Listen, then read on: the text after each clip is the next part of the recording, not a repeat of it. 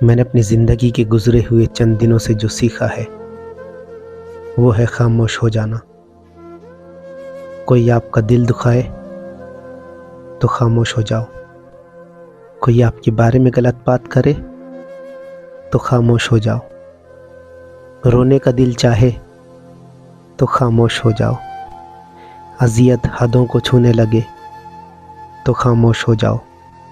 माजी के दुख दिन व रात किसी भी पहर आपको रुलाने आ जाएं तो खामोश हो जाओ। कसम से आपकी इस खामोशी का अज्र अल्लाह रब्बुल इज़्ज़त आपको ऐसे अता करेगा कि आपकी आंखें तशक्कुर से भीग जाएंगी।